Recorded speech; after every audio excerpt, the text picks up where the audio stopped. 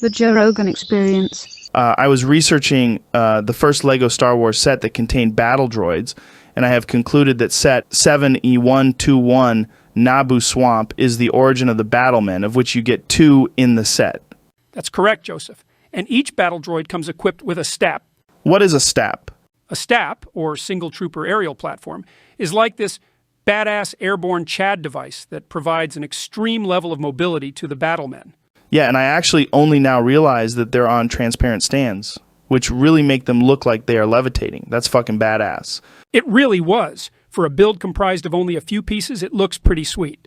Yeah, and the use of the megaphone piece as a propulsion module is a parts usage that is most excellent. And I like how their space rifles are like... And then battle bitches be like, "We got your ass!"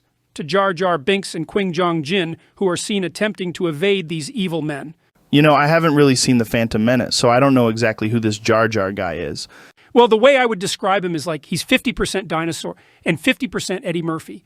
Oh, I love both of those things. I bet I would probably love this Jar Jar guy. Oh, well, I thought the same thing at first. I friggin' love wacky dinosaurs, so I was naturally inclined to go see The Phantom Menace at the Cineplex back in '99. But when I actually watched the movie, I couldn't stand this motherfucker. He's actually severely socially awkward and not likable in the slightest. Damn, well that sucks. I also noticed this set contains a little Star Wars Jesus Lego man. Well, that's not the Lord himself. That's actually Jar Jar's best friend, Qui Gon. Oh, right. He's also kind of like a mixture of Jesus Christ with characteristics of Gandalf from Lord of the Rings. Yeah, and he's like the 90s version of Jesus, like if Christ were to sport a mullet. So, where does this side build of the scenery take place? This is the swamp of Naboo, and these guys are trying to outrun those battlemen and reach the city of Naboo. Oh, okay. The vegetation of the swamp is a bit basic and blocky, though. But I guess they're not that bad for a 1999 set, though. Even though the vegetation scenery may look primitive by today's standards, they still look quite striking. The colors really pop, and I'm loving that little clam down there.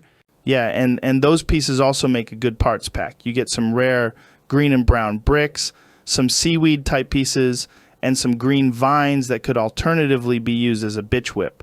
Yes, that is so true. And this set was rather notable for also being the first set with Jar Jar Binks as well.